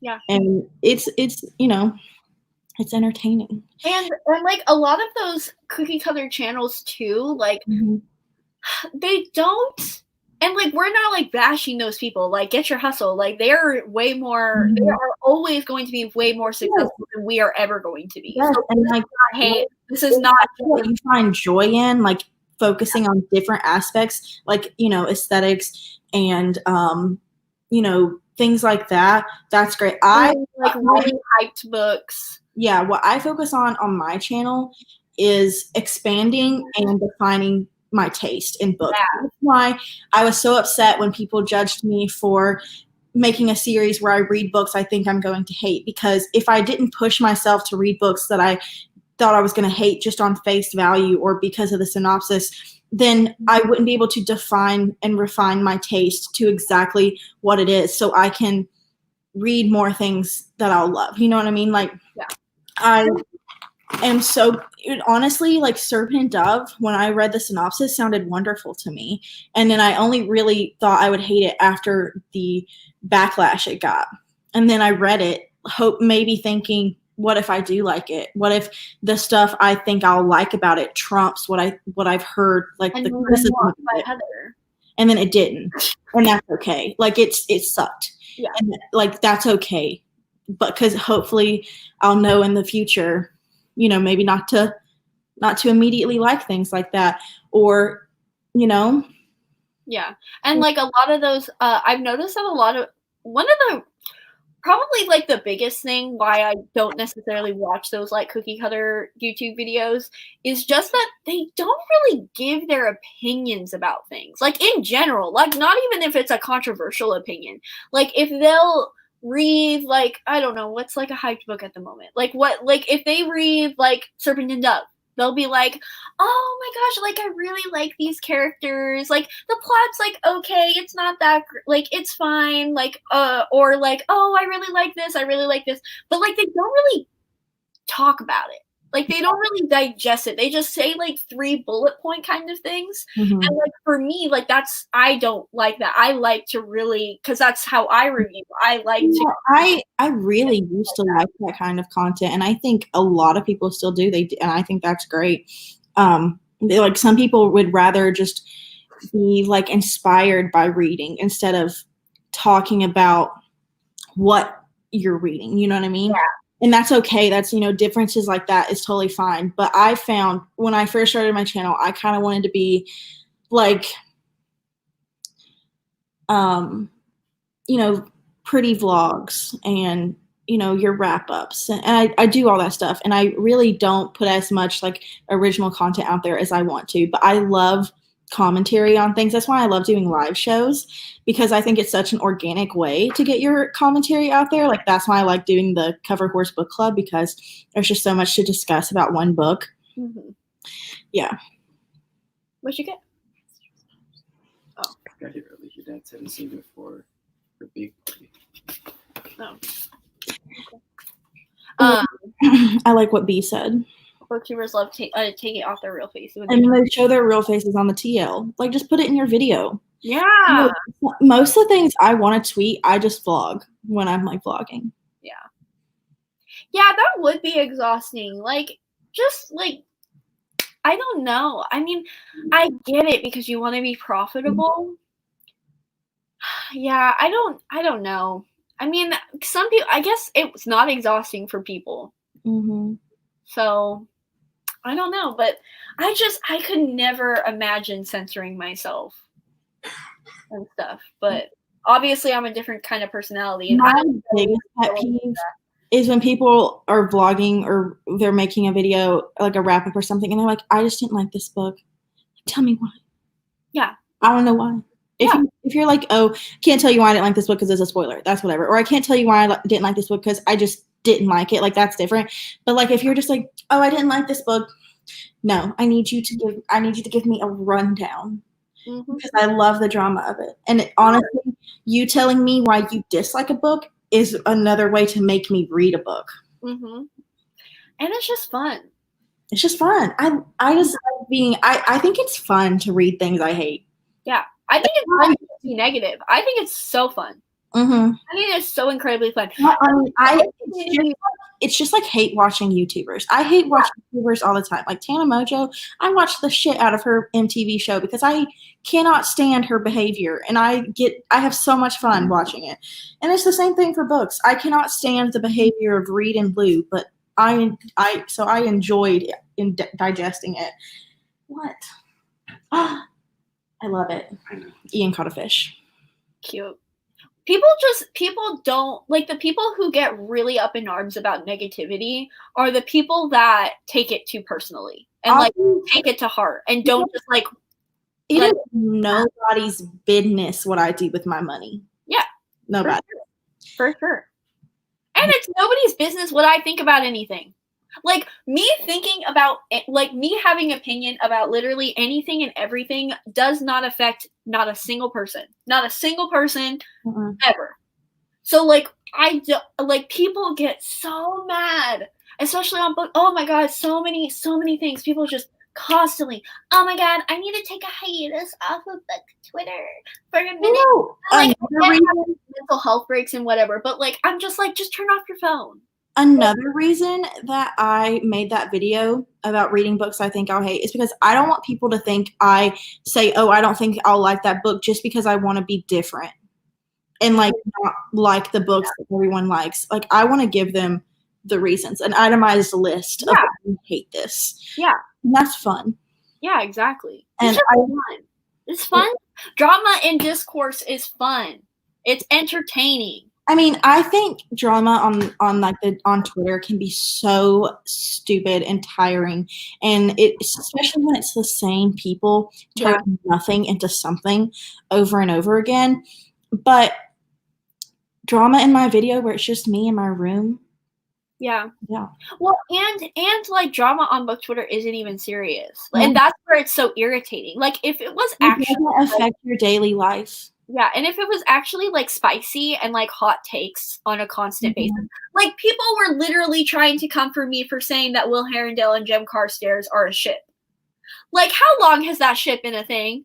Like, I did not invent that shit, so that's what I'm saying. Like, if people actually had legitimate hot takes and legitimate controversial opinions, like, then it would actually be, like, at least entertaining to say the least, and it would warrant, like, people being upset. Like, if it was, like, the beauty community where, like, people were actually, like, getting, like, and like things like that. Like, I'm not saying I want that, but I'm just saying, like, that's like actual shit. Like every single time that drama has goes on the TL, it's so lukewarm and boring. And we've said it before. We've had the conversation before.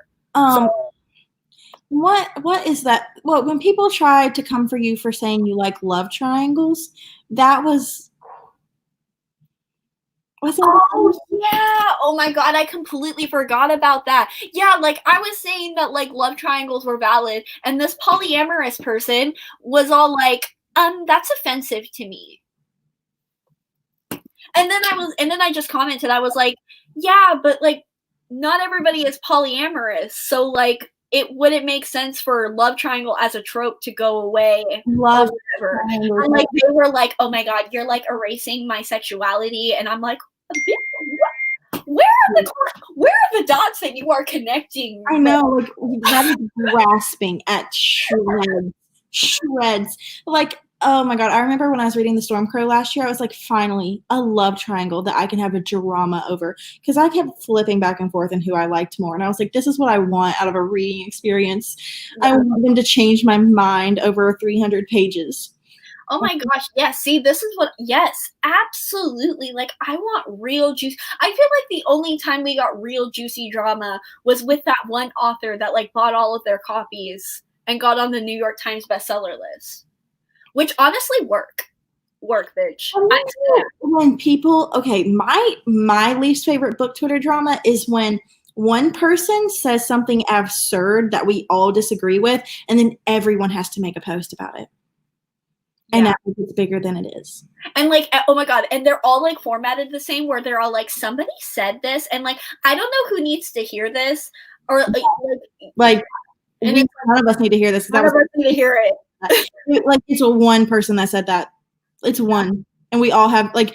Okay, like the best example I'm coming up with in my head, and I know this has happened before, and this is kind of an extreme, but when that one booktuber was like, y'all need to read the Bible, like, I'm homophobic. Like, right. That one. And then every bitch made up. They were like, oh my god, the book Twitter community is so homophobic. It's open, and we're not homophobic, and you can be this, and you can be that, and that's the book community. Like, of course it is. Like, that was such a big outlier of the community that it's not even like, it's just like, why did we waste our characters? Like, and then I remember that explicitly because I remember B making such a hot take during that whole thing, which needed to be talked about, because they were all like, I love how we're like having this huge ass discussion, including every single person in the community, big and small, but when a discussion about race comes up, y'all are all silent. I remember when they tweeted that shit, and they got so much goddamn hate for it, and I was just like, I mean, it's so, but it's true. So sad to see conversations on the TL and how they turn out to be, because I don't know, it's just always messy, and I just don't understand why people can't just listen to the people who are hurt or expressing their worry about something, and then like, check yourself. Like, it's exhausting. It's exhausting for everybody. And I'm so excited to have that discussion even again when Silver Serpents comes out. Listen, let's have a discussion about it. The Gilded Wolves. They did that shit so dirty. People did that shit so dirty. I am so glad I did it. Like when it first, like the first week it came out, because they would not have been ready. They would not have been ready. I would have gotten. And the people who say that it doesn't make any sense, you're right, to some extent. But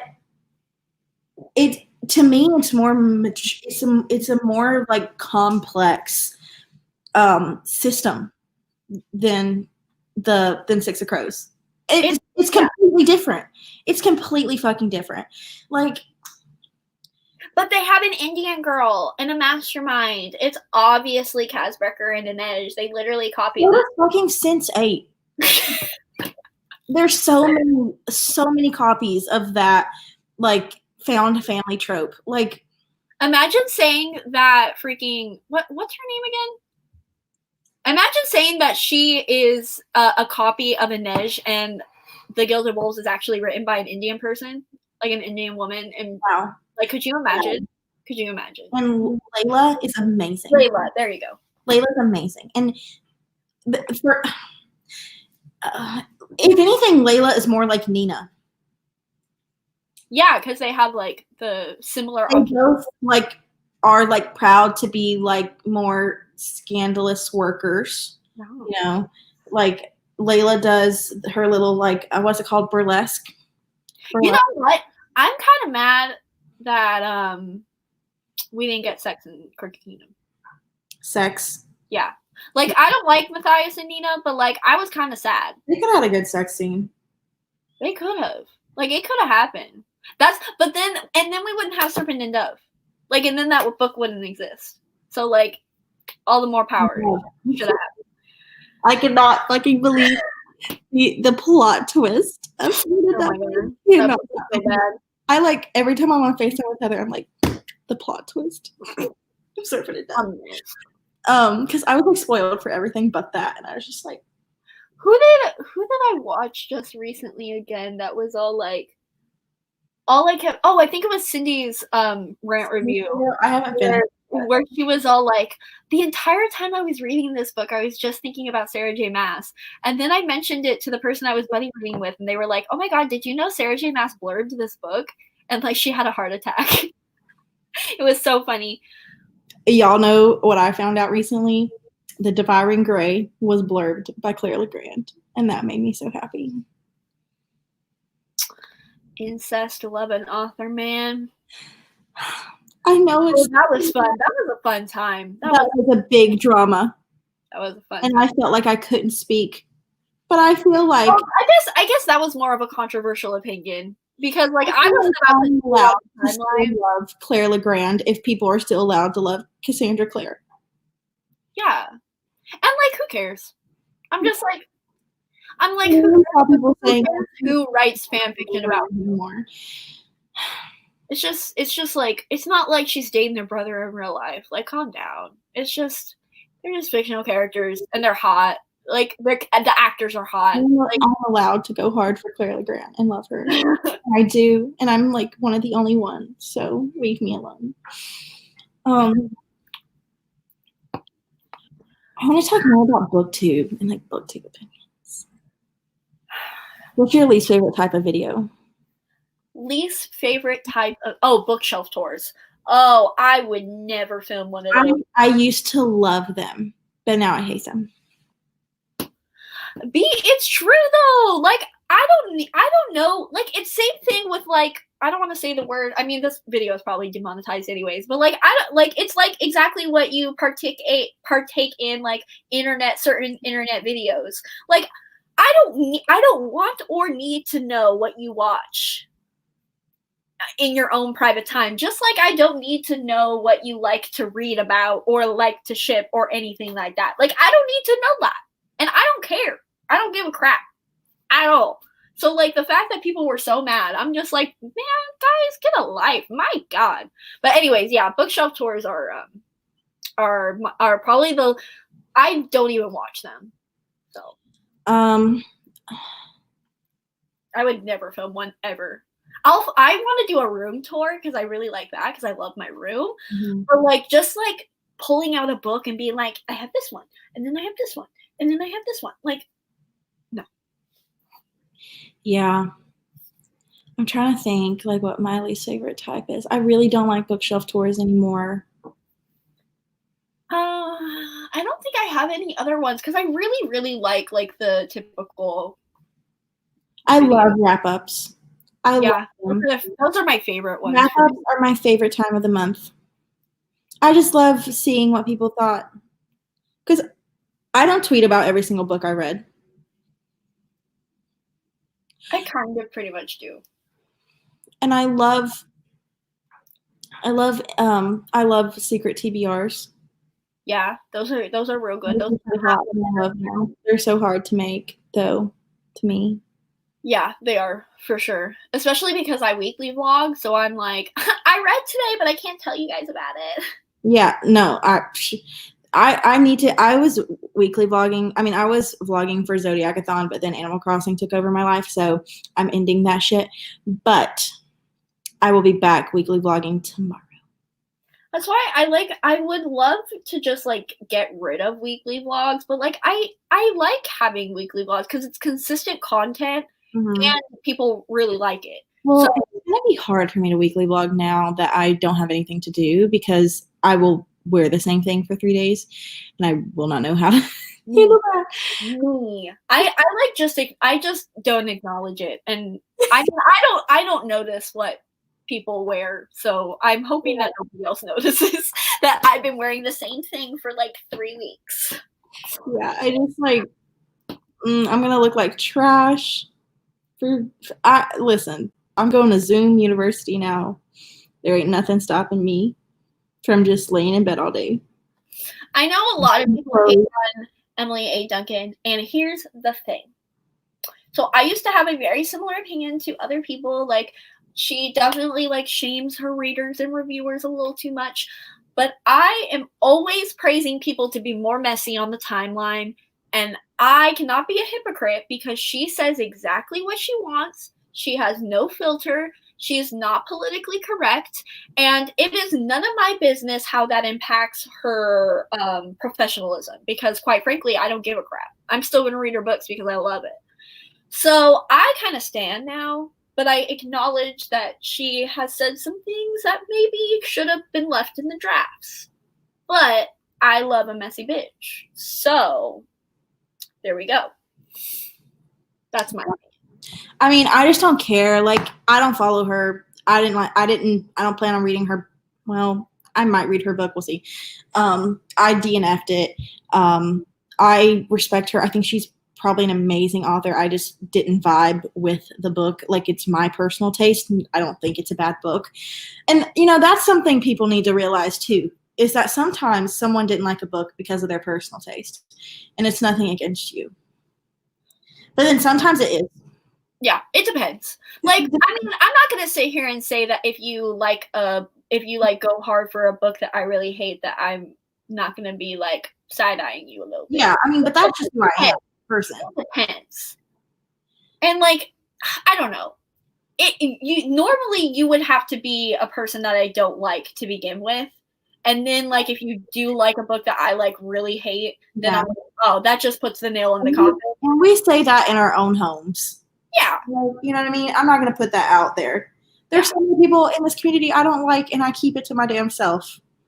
Yeah, like there are just some opinions. Like Mal sympathizers, I cannot trust them. I do not trust them. Mm-hmm. It's just because I have, and it's not even the person. It's just because I personally have so much hatred for that particular thing. And it just really, it's borderline obsessive. Like, I am aware of that. I just am very passionate about the things that I love and hate. And so there are just certain things that if you really, really love that particular character that I absolutely cannot stand with any fiber of my being, I'm like, I don't think we could vibe because I don't trust you as a with Riel and Korean shippers. I cannot. There's some things.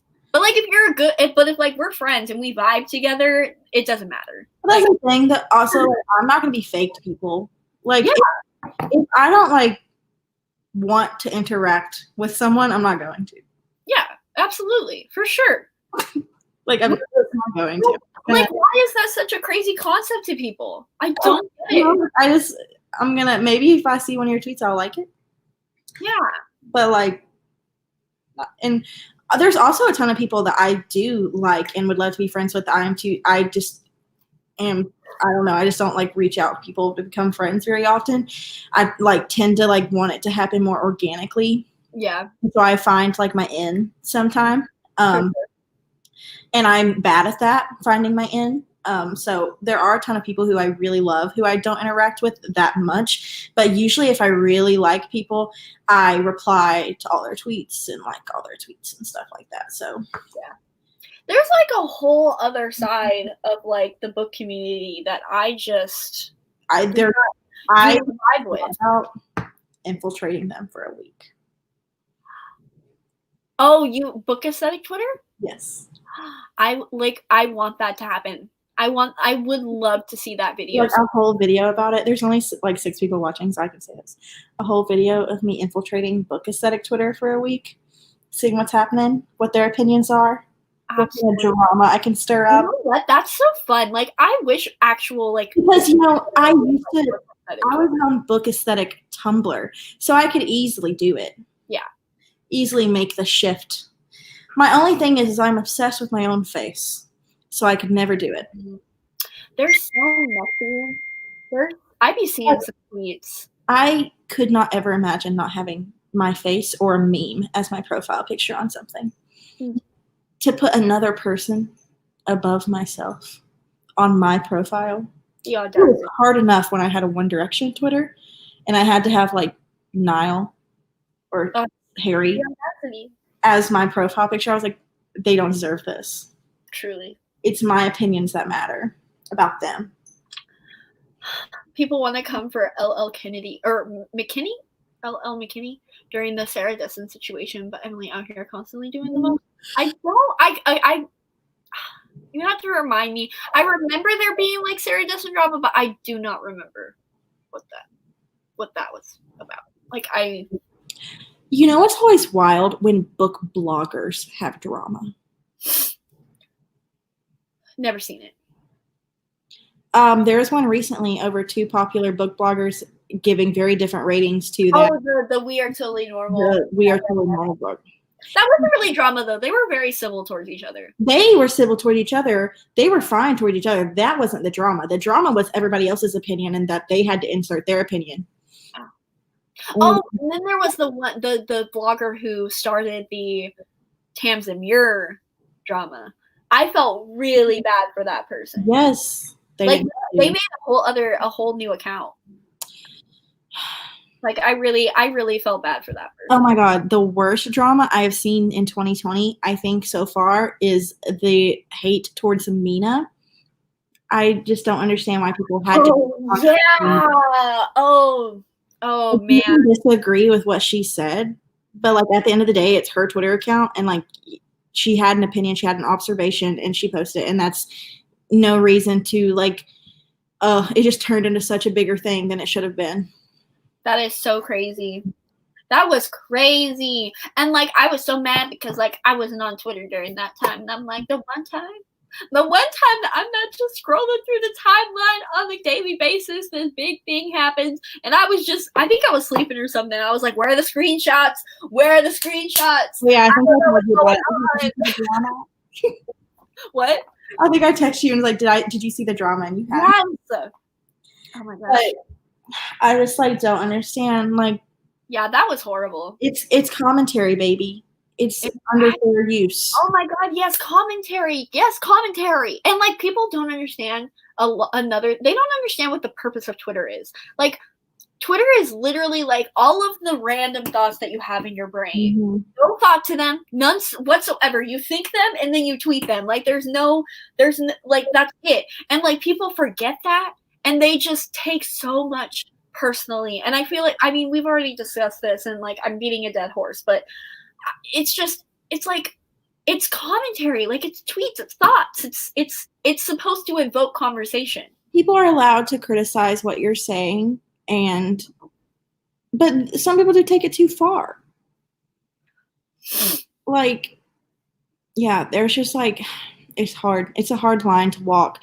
But I think if more people just had discussions and saw each other's sides, but like most people post something that they have an observation about, and then they come back to Twitter 2 hours later and everybody hates them. And like, that's what's sad about it. Yeah. I mean, thankfully, I feel like most people, like almost everybody, was defending Mina. Yeah. I think the only people that were like targeting her was Book Aesthetic Twitter, and like it was people. Are they rallying? It's the thing. It's people who don't even follow her, that she doesn't follow, like coming, because our accounts are not private and they're open to anyone. Anyone can come in there and give their disgusting opinion, and yeah, but I hate it. I just want to know what Book Aesthetic Twitter thinks about booktubers, because I just saw a tweet today and it was like of a screenshot of a video that was all like Kaz Brecker is a cult leader, and like they were all like booktubers love to say shit like this. I loved when I tweeted that Kaz Brecker was the worst Grisha trilogy character. The drama. I mean, he's an asshole. Nobody can deny it. I love it. And I love it. He's one of my favorite characters, but I was just like, you know what? I want to see what happens. I want to say something like that. What happened? People take it to heart. What did you miss? There was a lot of things. Monty, people were here for it without the full background came out. Oh, okay. I see. Yeah. Like if you are a Black woman and you say something wrong, you're done for. Like, you are literally done for. No going back. Which is just, and that's so fun. Oh my God, the irony. Because like cancel culture as a thing was created by Black women to curate their space. Yes. And they are the most susceptible ones to it. Colonizers. Why are we literally the worst? We take something that they created and use it against. Oh my God. So I have recently gotten into booktube guru gossip. Oh yes! Oh my God! Let's talk about guru. I would love to know who those posts. Like, is it people that are just casual watchers of booktube like I used to be, or is it book aesthetic Twitter people, or like who is it? You know what I mean? Like, I would like to know. Because I feel the book community is so small that I just always assume all of my viewers are booktubers. Like every single time I get a comment, like just from a random person, like a random viewer, I'm like, how did you get here?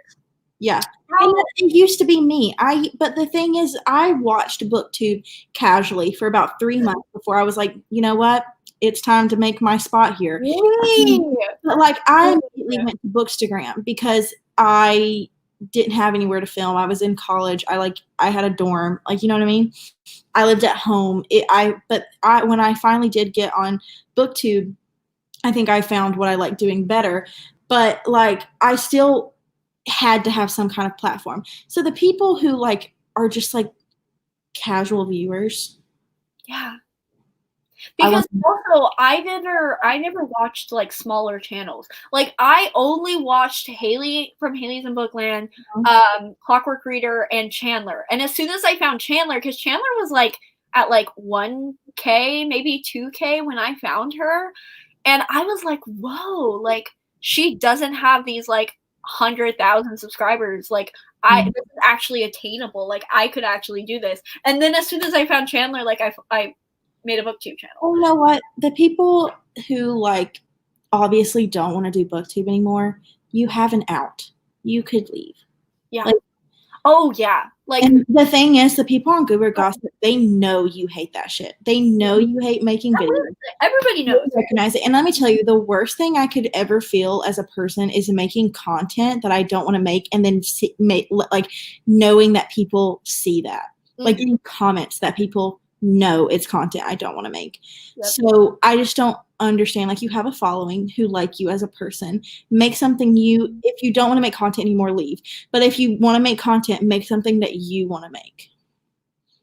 Like I know there's not enough money in it there's money in it, but there's not enough.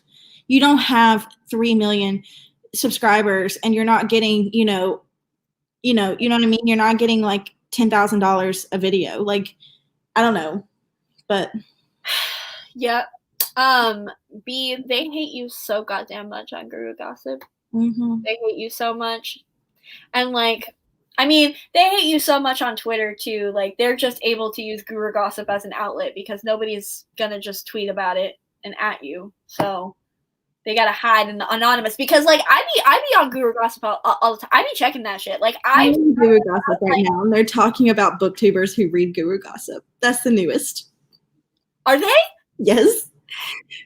Oh my god! I gotta check that. I gotta check it. I forgot on the topic of booktubers reading GG. Like I really just want people like that's probably my dream. Not even like a subscriber count, not anything like that. Yes. I want a Guru Gossip page so I can do a video reacting to my Guru Gossip page. So like, if you all could just contribute to this and like just go on there, talk shit, like say everything that you ever wanted to say about me. And you know what I don't get about people who go and read it is why don't you take it as criticism? Because there are some people on Guru Gossip who are terrible and just mean to be mean, but there are some people on there who are giving valid criticism. I find that most people are not mean. Most people are just offering true, like genuine criticism. Oh my god, please. That would be my shining moment. Like that would be a highlight. I'm not even like joking around. Like I want that to happen. And this is basically what Whitney said in one of her vlogs where was it Whitney who talked about criticism on BookTube? It was.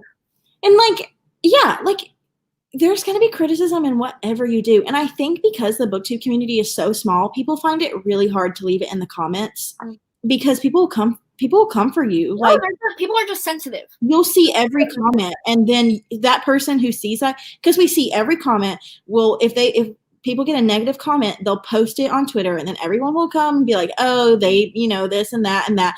So probably the only place these people feel safe giving criticism that is sometimes well deserved is on a place like Guru Gossip, and that's sad. It's sad that the book community cannot take, because we are content creators first and foremost on this channel. It's not just about reading books. It's about, in its heart it is, but reading books to me, I found it has so much more power than what I used to think it does. Like I've learned so much more about representation and the way absolutely. And the way the world works as far as like who gets book deals and things like that, and the importance of hyping up underrepresented groups so those groups can get more book deals, so we have more of these stories, so we can educate just normal everyday people, because that's what books began as. Like when books first began, like the first books were meant to educate people. And that's just another way to do it. Like it's just another way to do it. Like you don't think giving a book with a, like, do you know what like having a queer character in Rick Riordan books did for me when I was a child? Yeah. When Nico was gay, like that shit was like, holy shit, it's okay. Because I grew up in a very homophobic family, a very homophobic culture, very homophobic town. And most of my friends are gay. Like, in like seeing that and being able to give that to them, like, but most of my friends were gay men, gay boys, and being able to be like, here, read this book. You're going to see yourself in it. That's amazing. Yeah. That's amazing. And that's all we can do. Like, and so why, if you're doing something that hurts people or your content isn't getting across to people the way, why don't you take the criticism for it? Read more diversely, read more, and I could read more diversely. I try, I do my best. I'm probably not my best, but like, You're conscious of it, which I'm is conscious of it. Step. Like I'm a mood reader. That's better than more people. I'm a mood reader, but I consciously make an effort to read diversely, and like, and it's also like highlighting, books coming out. Maybe like oh, maybe this book doesn't sound like it'd be that amazing to me, but here's this book coming out about this queer author of color. I think you guys should check it out. Like, you know what I mean? Like, I agree 100%, 1000%. All of that. Yes. mm-hmm. Criticism is the only way you grow on a platform like this. It's not like school where you get graded. So, and like even content, like just like visually wise too. And that's another, like, it's not that, and it's hard because people, like, not everybody can afford all of these things, but like there are things that you can do that you don't have to spend any money on, that like you can use stuff that you likely already have. mm-hmm. Like very bare bone things, like, I don't know, just, it's hard to say because it is a very sensitive topic because it is a wealth privilege thing too. So there's like this disproportionate thing, but like just filming in front of a window and like putting like a poster in the background of your video that you got from like Walmart or whatever, and like putting all of the books that you have from your like your library or something like right next to you, Mm-hmm. and like having just like those basic things and like all of that stuff. And obviously you can still have a channel and you can still do that thing. It's just like those criticisms will be like, it's for you. It's a goal. And it's like, doesn't mean you have to fix that immediately. It's just something to work towards. Yeah, exactly. Criticism on a paper in school, that's like, I don't like, make your narrative better. You're not going to immediately have a perfect narrative. Yeah. So why do you think you're going to immediately have a perfect channel? Mm-hmm. They're not asking perfection out of you. They're asking you to try something different, and that's fine. Alicia, is that how you say your name? Alicia, you need to read Library of the Unwritten if you haven't done that already. Great sexual representation. Very casual. Very casual. Casual representation. Yeah, that's the best for me. Because, like, this is another thing of, like, kind of privilege. Because, like, I've always seen myself as, like, a white girl in books. Mm-hmm. Like, I haven't necessarily ever seen, like, I haven't seen a whole lot of white bisexual rep in books. But, like, whatever. I'm not one of those people who, like, not need to be validated through books, but like I don't need to see myself in books. It's just it's not something that I have a desire to. I don't have to. But it's still like it. Who cares? Like, it's not about me. It's about the people that do like it. They do get validation from that stuff. Well, I just like it to be like it is in real life, especially when I'm reading contemporary. Like, I think casual. I think like. For example, I didn't know radio silence was as diverse as it was. Yeah. I thought the main character was white this whole time, but she's not. She's mixed with. Her dad is white and her mother's her dad is Ethiopian and her mom is white, and like I didn't know that. Yeah. But I thought it. I mean, obviously it's written by a white author, but that was something I didn't know about that book. It's not something that's like the selling point of it, if that makes sense. Yeah, for sure. Yeah, I think casual rep is just because also I don't like reading like hard-hitting things. So like I Wish You All the Best has non-binary rep, which is it's a really good book, but it's one of the first books I've read with non-binary characters, I think. But I read Pearl Dragon from Riordan Presents, and it has non-binary characters in a way that, you know, it's in a fantasy setting, so that even makes it even cooler. So then I think it's just pretty casual, and I loved that representation as well. I loved both representations, and I think like you need both. What books would you recommend for me? I'm looking for a historical romance or a southern romance. Lovely War by Julie Berry is a historical romance that I would recommend to you. Anything by Tessa Dare. I've only read a couple of her books, but anything that she writes. I don't think I have any southern romance recs, because that I don't think I would ever want to read or have read anything by that. But yeah, those are I'm Southern, and I've never read a southern romance. But let me tell you, there's a book I want to read. It is called I don't think it's a romance. But hold on. Hold your horses. Hold your Southern horses. I discovered I really love historical romance this year in December. I haven't read one since, so I need to get back on that. The Southern Book Club's Guide to Slaying Vampires. I would like to read it. Ooh. It's about a book club of women and vampires. Southern romance sounds a little sus to me because all I can think about is freaking slaveholder slave romances because I know they're everywhere. I know they exist out there. And oh yeah, Beverly Jenkins. Yes, I Are Southern romances like men with trucks? Huh? Are Southern romances like men with trucks? I'm thinking about Civil War romances. I don't know. That's really what I'm thinking, like men who like work on farms and wear plaid and drive trucks and like Southern belles.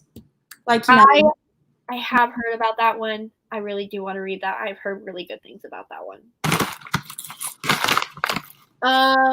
Men who fish.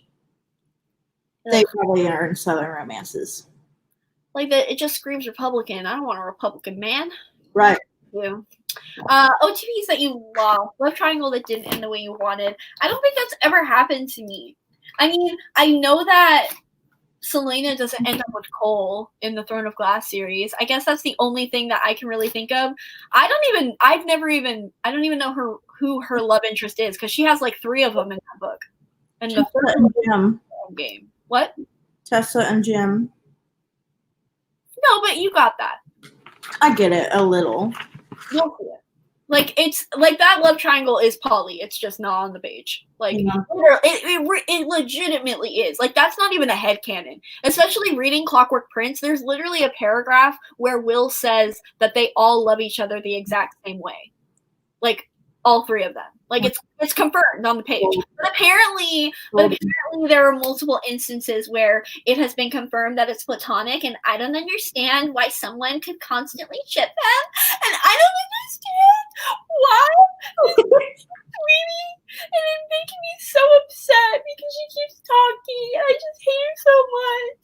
Let me tell y'all, if the love triangle turns out the way I don't want it to in Furyborn, it's over. I'm deleting my channel. Confirmed here. But yeah, a lot of people ask this question, and it's like a lot in like tags and stuff too.